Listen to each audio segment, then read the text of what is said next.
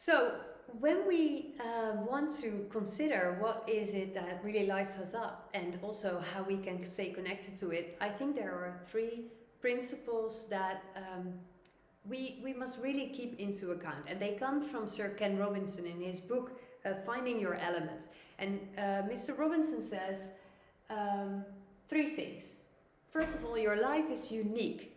And that is so true. There is no one else in the whole wide world who ever lived who has a life exactly like yours. You know, you are genetically unique, you are in your experiences you're unique, in your cultural environment, the whole package makes you unique.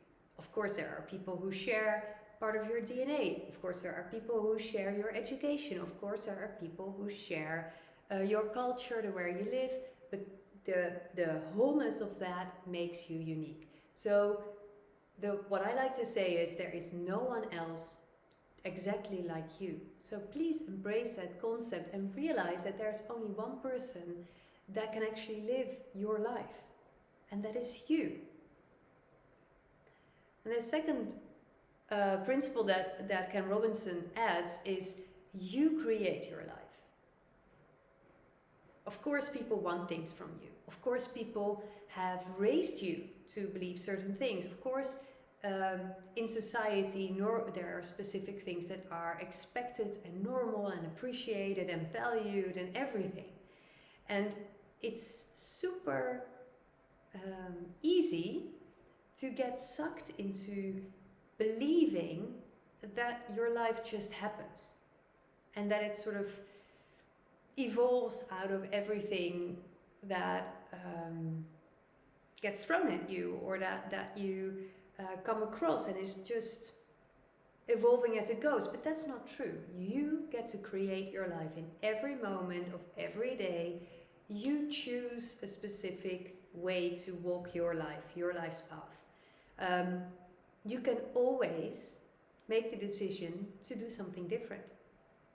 If your parents expect you to go to medical school and you do it, that is your choice. If you decide to not do it, that is also your choice. And so in every moment, you get to choose how you want to live your life. And that brings us also to the third one. Your life is organic. It's not static at all. In every moment, you get to choose anew. So maybe you did go to medical school like your parents wanted, even though you have the innate passion to write poetry. Well, it's not too late. You can start writing poetry today. And then your life takes a completely different course. And so I think when we look at the principles or the concept of living a life that is really complete and full, and that has a lot of elements of where you find your true joy, we must really sort of embrace or really be aware of these three principles. Your life is unique, you create your life, and your life is organic, so it's not static. And with these three principles, I think we can go into a next step. And the next step would be that you start thinking about, and that is something that you can actually do after watching these videos, is consider, what do I want to look back to at the end of my life? You know, and I know this sounds a little morbid, but on your deathbed, what do you want to look back at? What sort of life would you want to have lived?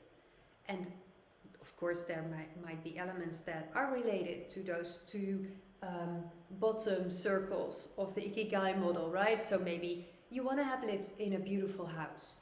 Maybe you want to have had a career that people were blown away by and that inspired many others. Probably you want to have felt love and connection with people around you, and maybe you want to be a parent or have a long-term relationship with someone, or maybe you didn't. And so these are all factors of that. But when you go beyond that and you go a little bit further, you can also tap into, what sort of experience would I like to have had?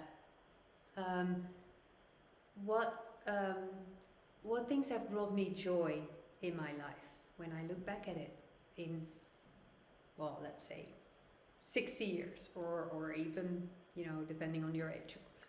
So what do I want to look back at? And it's a really nice practice to do is to make a mind map, or to make a vision board around that. So you can use actual magazines that are related to topics that you like, maybe a sailing magazine, or maybe a gardening magazine that brings you the dreams, that helps you find images of the dreams that you have. But just flicking through these magazines, cutting out the images that really appeal to you, that make you happy, and putting them on a vision board. You can also do this, of course, online. On Pinterest is a really helpful tool for that.